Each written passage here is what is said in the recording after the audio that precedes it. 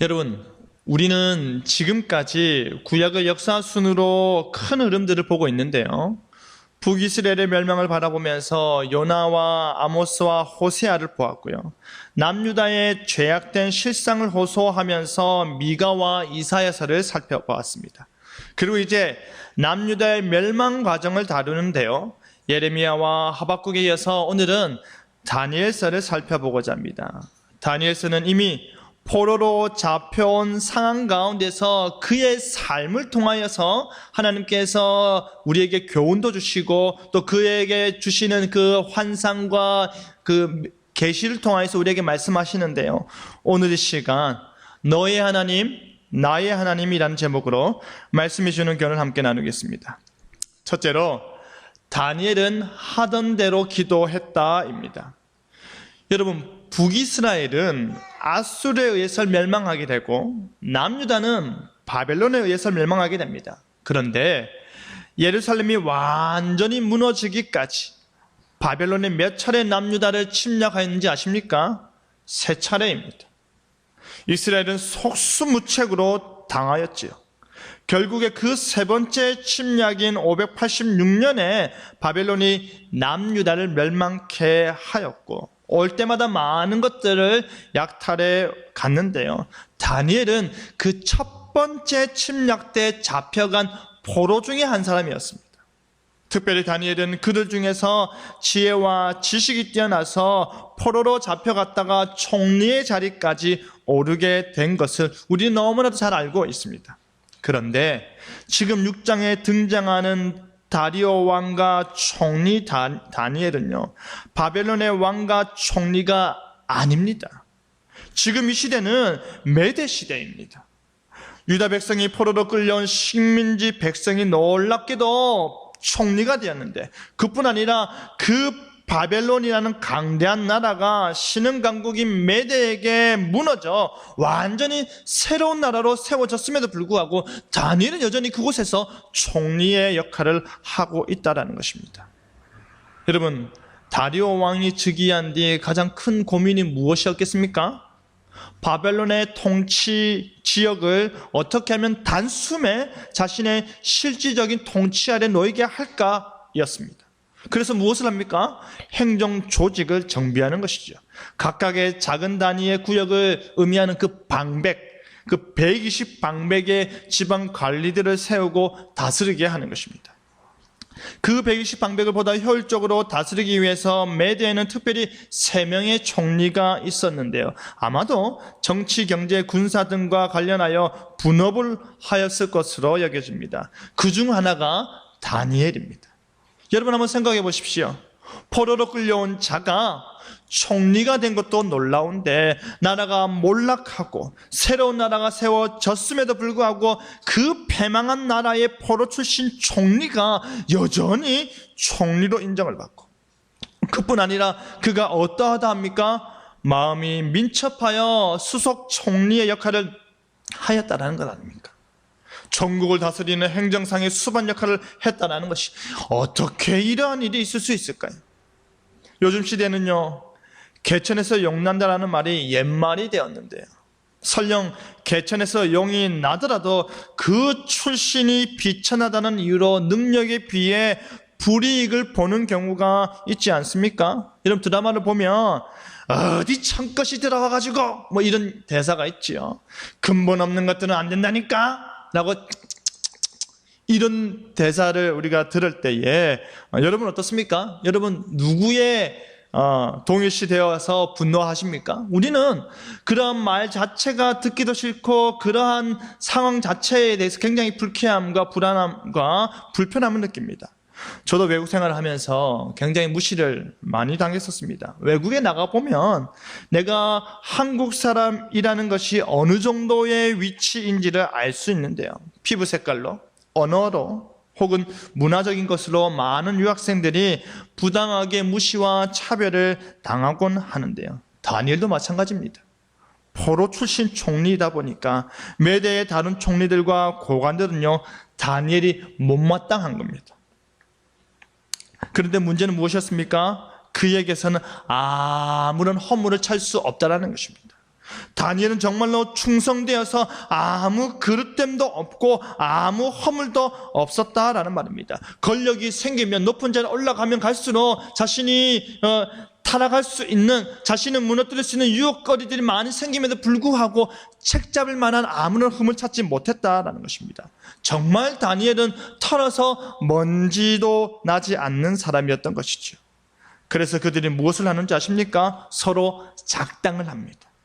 앞에서는 웃으며 역시 다니엘 최고, 다니엘은 훌륭하십니다, 지혜로우십니다, 우리보다 어떻게 그렇게 모든 것을 통찰하는 능력이 있으십니까? 라고 하면서도 뒤에서 권력에 빌붙고자 등에 칼을 꽂는 것입니다.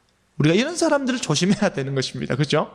그들이 작당 모의를 해서 낸 결론이 무엇이었습니까? 다니엘은 자신이 믿는 하나님의 율법에 근거하지 아니하고서는 그를 고발할 수가 없다라는 결론입니다. 그래서 그들이 꾀를 낸 것이 바로 왕에게 법률로 한 금령을 정하실 것을 구하는 것입니다. 그래서 그날로부터 30일 동안 다리오 왕 외에 그 어떠한 신이나 사람에게 기도를 하면 사자굴에 던져 넣는다라고 그렇게 건의를 하였습니다. 그들은 이것이야말로 다니엘을 끌어내릴 완벽한 계책이라 생각하고서는 왕에게 건의를 한 것이죠. 한 달 동안 오직 다리오 왕에게만 기도하게 하소서. 다리오 왕은요, 이 제안이 너무나도 좋았습니다. 왕의 도장을 찍었을 뿐 아니라 메대와 바사에 고치지 아니하는 규례와 금령을 내렸습니다. 이 명령은 앞으로도 고칠 수 없다라는 것입니다. 고칠 수 없다라는 그 규례에 따라서 금령을 내리는 것이죠. 왕은 그들의 악의적인 의도를 알아채지 못하였는데요. 그렇다면 왜 다리오 왕은 그들의 숨겨진 의도를 알지 못했을까요? 금령을 내려서 오직 자신 외에 다른 그 무엇에게 기도 행위를 하는 것이 자신에게 그렇게 좋은 것일까요? 좋은 것입니다. 자신을 매우 높여주는 행위이기 때문입니다. 자신에게만 기도한다는 것은 백성에게 자신이 무엇으로 여겨지는 것입니까? 신으로 여겨지는 것입니다. 왕은 신의 아들로서 신의 대리자라는 것을 그가 인정받음에 그 청을 제안하는 자들이 기특해 보였을 것입니다. 그들로 인해 어깨가 힘이 잔뜩 들어갔을 것입니다. 아마 고마운 마음까지 들었지 않았을까요? 자신을 그렇게 높여주니까 그래 고맙다 하는 마음에 문제 없겠구나 하고 도장을 찍는 것입니다. 말로만 왕은 신의 대리자여 신의 아들이라는 말이 실제로 백성들의 행동으로 보여지는 그것으로 말미암아 기뻤을 것입니다. 그런데 문제가 있습니다. 왕이 자신의 도장을 금령에 찍어 공포한 데 있는 것이 아닙니다. 그 문제는 무엇이냐면 다니엘에게 있는 것입니다. 왜냐하면 다니엘은 그 금령이 무엇인지 알고 왕의 도장이 의미하는 바가 무엇인지를 너무나도 잘 알기 때문입니다. 다니엘은 고치지 아니하는 규례, 바뀔 수 없는 규례가 얼마나 강력한 규례인지 너무나도 잘 알고 있었습니다. 스스로가 총리이기 때문에 모를 수가 없는 것이죠. 그는 그 금령이 자기와 어떤 관련이 있는지를 단번에 알았을 것입니다. 하지만 그럼에도 불구하고 그는 예루살렘을 향해 창문을 열고 전에 하던 대로 하나님께 무릎을 꿇고 기도하는 것입니다. 하루에 3번씩 창문을 열고 하나님께 감사하는 것이었습니다. 다니엘은 알고도 그렇게 하는 것입니다. 판이 어떻게 짜여졌는지, 어떠한 목적으로 이 일이 이루어지고 그 함정을 어떻게 하면 피할 수 있는지 알았을 것입니다.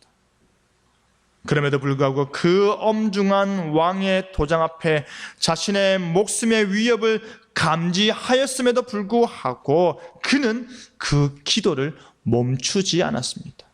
왜냐하면 다니엘에게 왕은 왕일 뿐이지 신이 아니기 때문입니다. 왕은 신격화 될 수 없기 때문입니다. 다니엘에게는 오직 하나님만이 그의 하나님이시니 나라가 바뀌어도 왕이 바뀌어도 그 신앙의 대상은 동일한 것입니다. 다니엘에게는 오직 하나님만이 그의 하나님이시니 그는 창문을 닫으려고 해도 창문을 힘껏 열고 늘 하던 대로 하나님께 기도하는 것입니다. 여러분, 사람들은 다니엘이 총리가 된 것을 매우 높이 사는데요. 그래서 부모들은 다니엘과 같이 자신들의 자녀들이 하나님의 은혜를 받아서 지혜와 지식이 충만하고 다른 모든 사람들보다 민첩하게 행동하여서 세상적으로 성공한 삶을 살기를 바랍니다. 그런데 정작 자녀들에게 다니엘과 같이 기도하는 삶을 살라고 하지는 않습니다. 그런데 정작 자녀들에게 다니엘과 같이 세상과 구별된 삶을 살라고 하지는 않습니다. 자녀들에게 사람들의 눈이 아니라 세상의 원리가 아니라 하나님의 눈으로 하나님의 원리로 살라고 하지 않습니다. 우리라도 그렇게 하길 바랍니다. 세상 앞에서 높아지는 것이 중요한 것이 아니라 하나님 앞에서 높아지는 것이 더 중요하다는 것을 우리라도 가르치길 바랍니다. 여러분, 다니엘은 기도하였습니다. 다니엘은 하나님께 이전과 동일하게 간구하였습니다. 그는 그 금령을 듣기 전이든 듣고 나서든 아무런 변화가 없었습니다. 기도는 계속 되어지는 것입니다. 몰래 문 닫고 기도할 수도 있었을 것입니다. 하지만 다니엘은 전에 하던 대로 문을 열고 예루살렘을 향하여서 하루에 3번씩 자신의 기도 행위를 그대로 따라 하나님께 감사하는 것입니다. 그러자 그들이 그 금령을 어긴 다니엘을 예상대로 발견한 뒤에 왕이시여, 그를 사자굴에 던져 넣기로 하지 아니하였나이까 하는 것이지요. 그런데 메대와 바사에 고치지 못하는 규례이기 때문에 왕은 자신이 내뱉은 말대로 이행하지 않을 수가 없는 것이죠. 예외를 둔다면 그것으로 인해서 왕의 권위는 물론이고 왕의 통치행위 자체가 흔들리기 시작할 것이기 때문입니다. 다니엘도 어겼네, 나도 어겨야지 라는 예외가 일반화돼 버리는 것이죠. 그런데 그 모든 일로 인해서 왕이 심히 근심하였다고 합니다. 왜냐하면 너무나도 명백하게도 다니엘은 지금 죽음의 위협 가운데 놓여 있고 다리오 왕은 그를 어떻게 보내면 안 된다 생각했기 때문에, 이렇게 그를 보내서는 안 된다는 생각 때문에 그가 그를 살려내고자 하는 것입니다. 어떻게 해서든 다니엘을 구원하려고 마음을 쓰고 그를 건져내려고 힘을 다하였던 것입니다. 왕으로서 엄청나게 걱정한 것입니다. 우리는 여기서 왕이 그를 얼마나 사랑하였는지, 왕이 그를 얼마나 아꼈는지를 단번에 알 수 있는 것이죠. 주변 사람들의 시기 질투에 따른 참소에 이러지도 저러지도 못하는 자신의 상황에 참으로 힘겨웠을 것입니다. 무리들은 또다시 소리 높이기를, 왕이여, 메대와 바사의 규례를 아시거니와 왕께서 세우신 금령과 법도는 고치지 못할 것이니이다 라고 또다시 소리를 치니 왕은 어쩔 수 없이 다니엘을 사자굴에 던져 넣으라 명하였는데요. 그러면서 하는 말이 무엇인지 아십니까? 내가 항상 섬기는 너희 하나님이 너를 구원하시리라. 내가 항상 섬기는 너희 하나님이 너를 구원하시리라 하였던 것입니다. 이에 왕은 돌을 굴려다가 다니엘이 갇혀 있는 사자굴 어기를 막았습니다. 그리고 그 입구를 왕의 도장과 귀족들의 도장으로 봉인하였습니다. 그렇게까지 한 이유는 그 누구도 다니엘에 대한 조치를 고치지 못하게 하려는 것입니다. 심지어 왕조차도 독단적으로 그 결정을 홀로 처리하지 못하게 하기 위함인 것입니다. 사랑하는 성도 여러분, 다니엘이 지금과 같은 공경에 놓인 이유는요, 그가 금령을 어긴 것이지만 보다 근본적인 이유는 주변 사람들의 시기와 질투였습니다. 그가 하나님께서 주신 지혜와 지식으로 자신들과 같은 위치에 있기 때문입니다. 여러분, 우리도 강단 있게 살기를 바랍니다. 세상은 세상이고 우리는 우리이지 않습니까? 세상은 세상이고 우리는 그리스도인이지 않습니까? 하나님 나라 백성으로서 비록 이 땅에 살지만 하나님의 원리로 하나님 앞에서 하나님께 모든 것을 맡기며 살기를 바랍니다. 그 결국이 다니엘과 같이 사자굴이라 할지라도, 그 결국이 다니엘과 같이 죽음의 위협에 놓인다 할지라도 그 사자굴도 하나님 앞이니 뭐가 두렵겠습니까? 하나님 앞에서 정말로 지조 있고 강단 있는 우리의 삶이길 바랍니다. 둘째로, 다니엘은 변함없이 믿었다입니다. 다리오 왕은요, 밤새 걱정하였습니다. 음모를 꾸민 자들은 술에 취해 기뻐하면서 좋다 잘됐다 하며 샀을런지는 몰라도 왕은 밤새 근심하였습니다. 이른 아침이 다다르자 다리오 왕은 다니엘이 있는 굴로 달려갔습니다. 그리고 가까이 이르자 슬픈 마음에 소리를 지릅니다. 살아계시는 하나님의 종 다니엘아, 살아계시는 하나님의 종 다니엘아, 내가 항상 섬기는 내 하나님이 사자들에게서 능히 너를 구원하였느냐. 여러분, 왜 다리오 왕은 슬펐을까요? 왜 다리오 왕은 그 사자굴 앞에서 울컥하는 마음이었을까요? 다니엘이 죽었을 것이라 생각했기 때문입니다. 다니엘이 얼마나 고통스럽게 죽었을까 하는 마음 때문입니다. 그런데 여러분, 지금 우리가 읽고 있는 이 본문의 두 대화 당사자 중 한 사람은요, 다니엘입니다. 그런데 다른 한 사람은 누굽니까? 30일 동안 자신에게만 기도할 것을 명령한 다리오 왕입니다. 그런데 이 두 사람의 입에서 살아계신 하나님이라는 말이 나오고 있습니다. 놀랍지 않습니까? 다리오 왕은 내가 항상 섬기는 너의 하나님이 너를 구원하시리라 말을 건넨 뒤에 밤새 걱정하다가 살아계신 하나님의 종 다니엘이라고 부르고 있는 것입니다. 그의 믿음이 어디까지였는지 우리는 알 수 없지만 급한 마음에 슬피 부르짖으며 하는 말이 바로 내가 항상 섬기는 내 하나님이 사자들에게서 능히 너를 구원하였느냐인 것입니다. 다리오 왕은 굳게 닫히고 봉인된 그 사자굴에서 어떠한 대답을 기대했을까요? 사자의 울음소리였을까요? 아니면 사지가 다 찍혔더라도 목숨만은 간신히 붙어있는 살려달라, 살려주세요 라는 그 신음하는 다니엘의 소리였을까요? 무엇을 기대했을까요?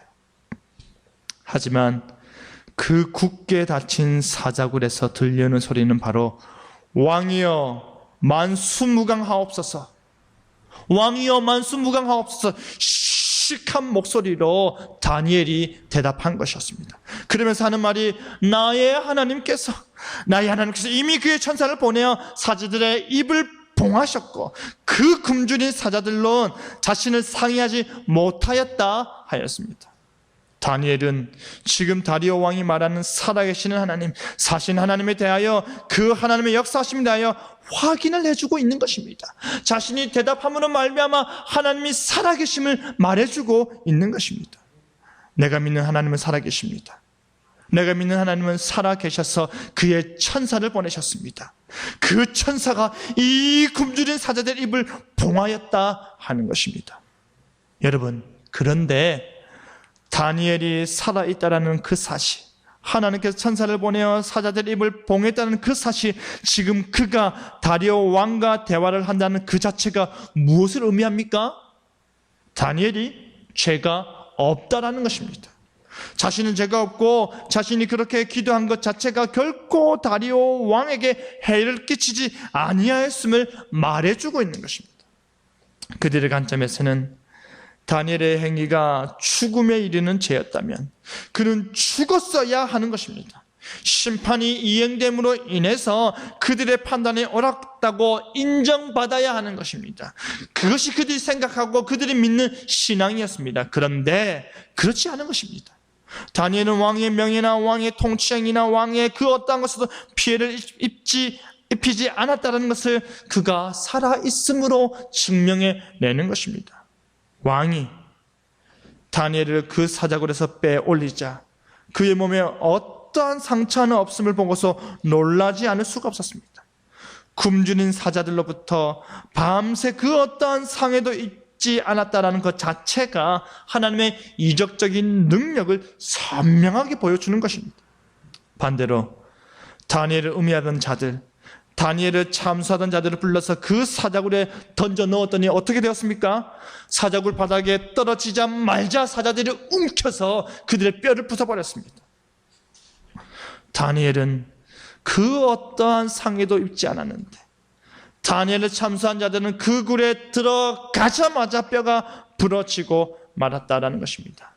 그 일을 단 한마디로 정리하여 말하고 있는데요, 그것은 바로 그가 자기의 하나님을 믿음이었더라라는 것입니다. 그가 자기의 하나님을 믿음이었더라. 다니엘은 하나님을 믿었습니다. 다니엘은 하나님을 향한 그의 변함없는 신앙을 지켰습니다. 그런데 이 다니엘의 믿음이 이렇게 평가받고 있는 것입니다. 그가 자기 하나님을 믿음이었더라. 이제 다리오 왕은 느부갓네살 왕이 조서를 반포한 것처럼 그 자신도 여호와 하나님을 찬양하는 내용이 담긴 조서를 반포합니다. 그 말을 한번 들어보시기 바랍니다. 내 나라 가나안 아래에 있는 사람들은 다 다니엘의 하나님 앞에서 떨며 두려워할지니 그는 살아계시는 하나님이시여 영원히 변하지 않으실 이시며 그의 나라는 멸망하지 아니할 것이요 그의 권세는 무궁할 것이며 그는 구원도 하시며 건져내기도 하시며 하늘에서든지 땅에서든지 이적과 기사를 행하시는 이로써 다니엘을 구원하여 사자 입에서 벗어나게 하셨습니다 합니다. 굉장히 놀라운 조서이지 않습니까? 살아계시는 하나님 앞에서 떨며 두려워하면서 구원과 이적과 기사를 베푸시는 변함없는 하나님을 다리오 왕이 조서로 찬양하고 있는 것입니다. 그런데요, 여기서 우리가 주의 깊게 보아야 하는 것은 다니엘의 하나님이라는 단어입니다. 나의 하나님이 아니라, 우리의 하나님이 아니라 다리오 왕은 여러 신들 중에 하나로서 다니엘의 하나님을 언급하고 있는 것입니다. 그 다니엘의 하나님께서 다니엘에게 구원을 베푸시고 다니엘에게 이적을 베푸시고 다니엘에게 놀라운 일을 행하시는 능력 있는 신들 중 하나로 여기면서 말하고 있는 것입니다. 그럼에도 불구하고 다니엘은 인정을 받았다는 것입니다. 다니엘의 신앙과 다니엘이 이 믿는 하나님과 그 하나님의 능력이 가장 높은 위치에 있는 왕에게 인정을 받았다는 것입니다. 그의 신앙이 일으킨 기적이, 그의 순결한 믿음이 증명한 하나님의 능력이 왕으로부터 언급되고 백성들은 그 하나님을 찬양하는 말을 듣게 되는 것입니다. 사랑하는 성도 여러분, 이것이 복음의 편지와 같은 삶입니다. 이것이 복음의 통로와 같은 삶입니다. 저를 통해서 하나님이 높임받는다면, 여러분을 통해서 하나님이 살아계심을 인정받는다면 그것 자체가 우리가 제대로 산다라는 증거이지 않겠습니까? 다니엘이 그렇게 산 것입니다. 이제 이 본문은 다니엘이 다리오 왕의 시대와 바사 사람 고레스 왕의 시대에 형통하였더라라는 말로 끝이 납니다. 하나님 앞에서 살았더니 하나님께서 온 세상 앞에서 높이시는 것입니다. 하나님 앞에서 기도하였더니 하나님께서 온 세상 가운데서 사용하시는 것입니다. 우리가 본받아야 하는 삶은 높이 올림받은 성공한 삶이 아니라 죽음을 두려워하지 아니하고 살아계신 하나님을 믿고 믿는 그 믿음의 삶이어야 할 것입니다. 말씀 맺겠습니다. 사랑하는 성도 여러분, 사람들은 우리에게 이렇게 질문합니다. 너희 하나님이 너에게 진정 복을 주시더냐? 당신이 믿는 그 하나님이 당신에게 정말로 좋은 분이시냐? 당신이 믿는 그 하나님 당신이 정말로 구원하여 주시느냐? 당신에게 기도 응답하시느냐? 라고 질문을 합니다. 그러할 때 여러분의 대답은 무엇입니까? 나의 하나님께서 나에게 복을 주십니다. 나의 하나님께서 나에게 구원의 은혜를 베풀어 주십니다. 나의 하나님께서 나에게 기도에 응답하여 주십니다. 나의 하나님께서 나를 지키시고 보호하시고 인도하십니다. 그래서 나는 행복합니다. 그래서 나는 하나님 때문에 행복합니다. 세상에서 내가 어떻게 볼지 몰라도 나는 하나님 때문에, 하나님이 살아계셔서 그 살아계신 하나님이 나의 아버지가 되셔서 나는 행복합니다 라고 대답하시길 바랍니다. 그리하여 어떠한 상황 속에서도, 어떠한 어려움 속에서도, 어떠한 고난 속에서도 그 모든 과정을 지날 때에 이는 그가 자기의 하나님을 믿음이었더라라고 칭찬받는 저와 여러분 되기를 간절히 바랍니다. 아멘.